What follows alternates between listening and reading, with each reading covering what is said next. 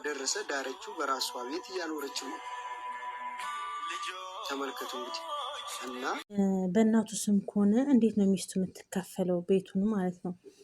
ቤቱ በእናቱ ስም ከሆነ እሱን ያገባት እንዴት ብላ ነው የምትካፈለው? እኔ ጭራሽ አልገባኝም ማለት ነው። ይህን ነገር ጭራሽ ሊገባኝ አልቻለም። ቤቱ በእናቱ ስም ነው፣ የምትካፈለው ደግሞ ሚስቱ ነው። እንዴት ብላ ነው? ሰላም ሰላም፣ እንዴት ናችሁ ውዶቼ? እኔ ሰላም ነኝ፣ እግዚአብሔር ይመስገን። በያላችሁበት ሰላማችሁ በዘት ይበልልኝ። እንዴት ናችሁ? ብርዱ እንዴት ነው? በስመ አብ ያለ ብርድ በጣም ይከብዳል። እና እንዴት ናችሁ? ሁሉ ሰላም ነው? እኔ ሰላም ነኝ፣ እግዚአብሔር የተመሰገነ ይሁን። በያላችሁበት ሰላማችሁ፣ ጤናችሁ፣ ፍቅራችሁ ሁሉ በዘት ይበልልኝ ውዶቼ። እንዴት ናችሁልኝ? ስራ ሁሉ አማን ነው?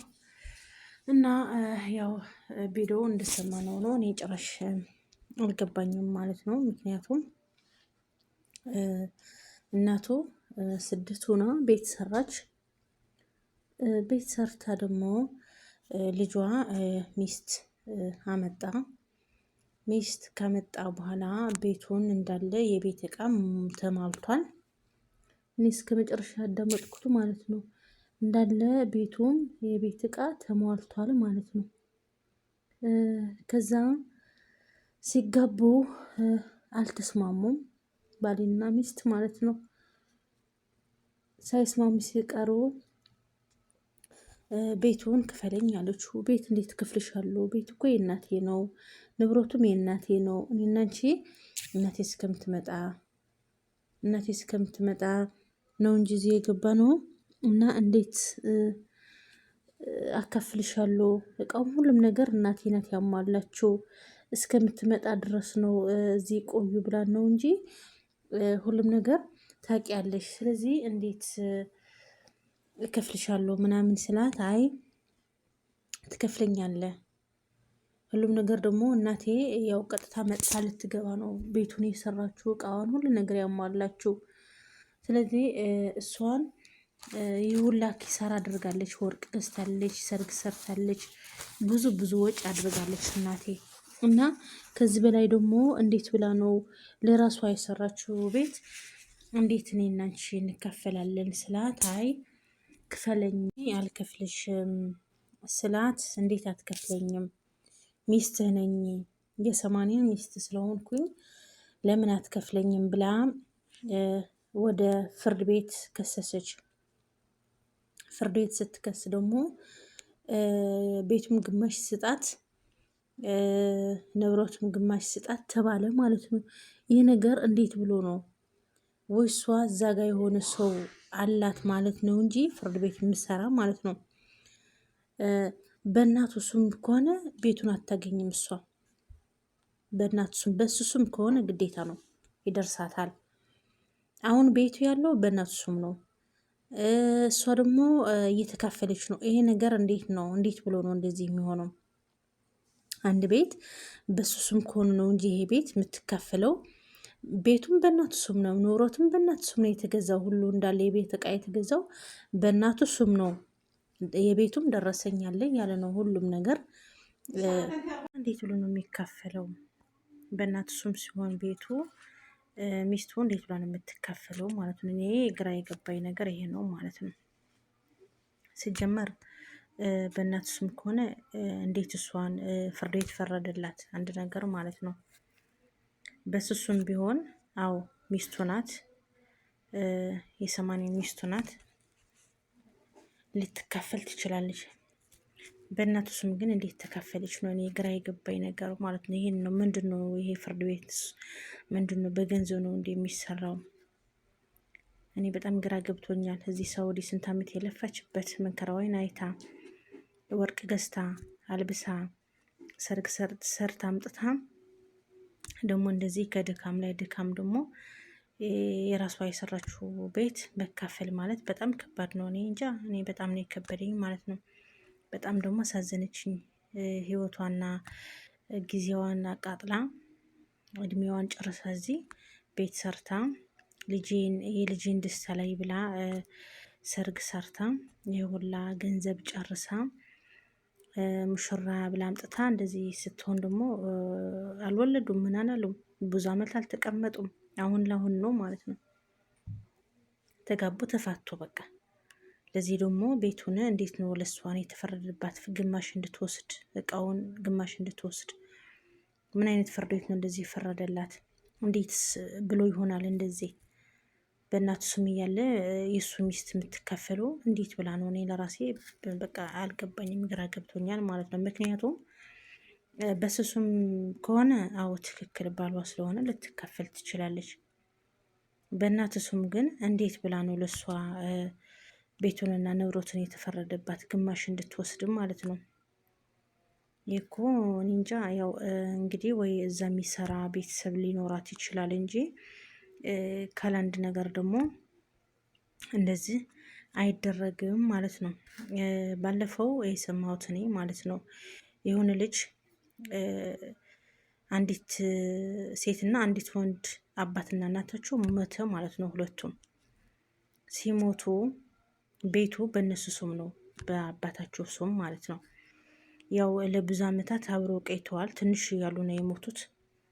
እሱም አስተምሯታል፣ እሷም አስተምረዋለች፣ እየተጋገዙ እሷም አንዳንድ ነገር እየሰራች እሱም አንዳንድ ነገር እየሰራ እነዚህ ልጆች ትላልቅ ሆኑ ማለት ነው። ያው የአባትና የእናት ቤተሰብም ገጠር ናቸው። እነሱም እየተመላለሱ እያዩ አይዟችሁ እያሉ ትምህርታቸው ተምረው ሁለታቸው በጣም ጥሩ ደረጃ ነው የነበሩት ማለት ነው ከመግባቱ በፊት። እና እች ልጅ ወንድሟ ትወዳለች፣ እሱም እህቱ ይወዳል። በጣም ነው የሚከባበሩት እና የሚተጋገዙት የነበረው አብረው ያው ሲኖሩ እሷም እየሰራች እሱም እየሰሩ በጣም ደስ የሚል ህይወት ነው የነበራቸው ማለት ነው። ቤት ደግሞ የአባትና የእናት ቤት ደግሞ አላቸው። ከዛ እሱን ከስራ ቦታ አንዲት ልጅ ጋር ይተዋወቃል።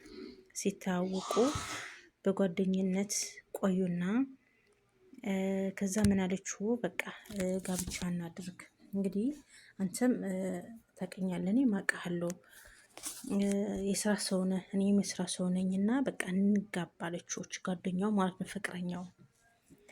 እሱ ደግሞ በቃ እሺ ይከብደኛል፣ እህቴን ማንም የላትም፣ እኔ ነኝ። ትዳር ካደረጉ ትዳር ብዙ ነገር አለው፣ ብዙ ፈተና አለው፣ ብዙ ስቃይ አለው፣ ብዙ ውጣ ውረድ አለው። እህቴን እንዳትጎዳብኝ ስላት፣ ምንድን ነው የምትጎዳው? ምን የምትጎዳው ነገር የላትም።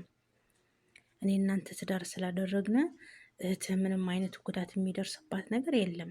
እናግዛታለን፣ አይዞሽ እንላታለን፣ አንተም ታግዛታለን፣ እኔም አግዛታለሁ እና አስብበትና እንግባባ አለችው ማለት ነው። ቤተሰብ እንትን አድርግ፣ ቤተሰብ ይወቅ አለችው ማለት ነው። እሱ ደግሞ ከእህቱ ጋር ተማከረና እህቱ ደግሞ ደስ ይለኛል ወንድሜ ልታገባ ልጅ ልትወልድልኝ እኔ በጣም ደስተኛ ነኝ። ልጅህም ከላባት ከላናት ማሳደግ አልፈልግም። በቃ ልጅቱ ጥሩ ከሆነች እኛ ካላባት ካላናት ስላደግን አንተ የወለድከው እኔ የወለድኩትም ከአባትና ከእናት ተለይቶ መኖር አልፈልግም። ስለዚህ እሷ ጥሩ ሴት ከሆነች፣ ለትዳር በቂ ከሆነች፣ ለልጆቿ መስዋዕት የምትከፍል ከሆነች፣ ስታገኝ ብቻ ሳይሆን ስታጣም ከጎን የምትሆን ሲከፋም ከጎን የምትሆን ከሆነች እርግጠኝ ካመንክላት ለትዳር ትሆነኛለች፣ የትዳር አጋሪ ትሆነኛለች ብለህ የምታስበው ከሆነ ችግር የለውም አግባ። እኔ አንተ ሊከፋ አልፈልግም።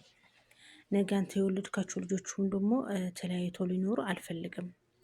ምክንያቱም እኔ እናንተ አይተነዋል። አባትና እናት አጥተን ስንት መከራ አይተን ነው ያደግ ነው። ስለዚህ እሷን ለትዳር ትሆነኛለች፣ ለልጆች መስዋዕት፣ ለእኔ መስዋዕት ትሆነኛለች ብለህ የምታምንባት ከሆነ ችግር የለውም አግባለችው።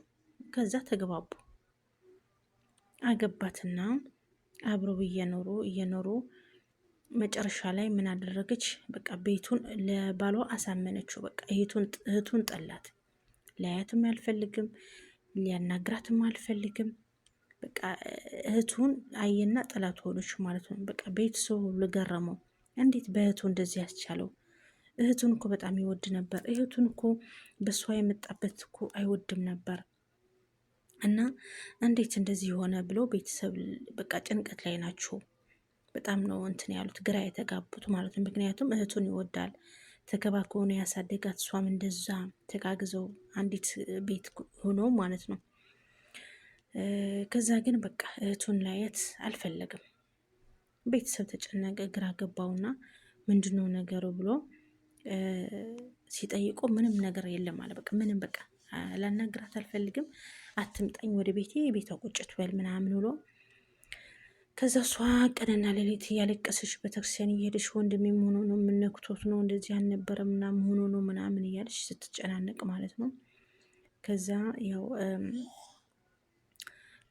ምን አደረጉ ቤቱ እሷን እዛ ፍርድ ቤት ላይ የሚሰራ ወንድሟ ስላለ ቤቱን የእናታቸው ሱም የነበረው የአባታቸው ሱም የነበረው አስቀየሩት፣ በሱ ሱም አደረጉት ማለት ነው። በሱ ሱም አድርጎ እሷ ደግሞ ልትካፈለው ማለት ነው ሚስቱን። ከዛ ልጅቱ በቃ ቆየችና ቆየች፣ በቃ ለብዙ ጊዜ ቆየች። ምንም አይነት ሊቀየር አልቻለም፣ ሊያናግራትም አልቻለም፣ ወደ ቀልቡ ሊመለስ አልቻለም፣ እህቴ ብሎ መጠየቅ አልቻለም። በቃ ተወው ማለት ነው።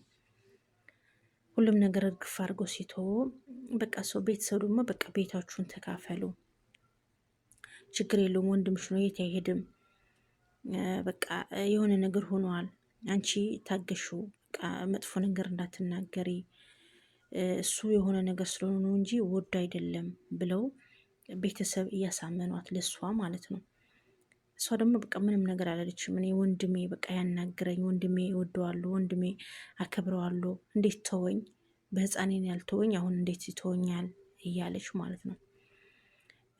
ከዛም ያው ቤቱን በቃ ተካፈሉ ሲባል እሷ ደግሞ በቃ ብዙ ደስተኛ አይደለችም። እኔ ደግሞ ወንድሜ ተቆጥቷል፣ ደግሞ አሁን ደግሞ ቤት ስጠይቆ ምን ይሰማዋል ስትል አይ ግዴታ ነው ቤትሽማ ተካፈይ፣ የትም አይሄድም፣ ቢያኮርፍም ነገ ይመለሳል፣ ግን ቤቱ ግን መካፈል አለባችሁ ተብሎ ተጠራና ቤቱ ልትከፍል ነው ሲባል አልመጣም አለና ምኑ የማትመጣው አልመጣም።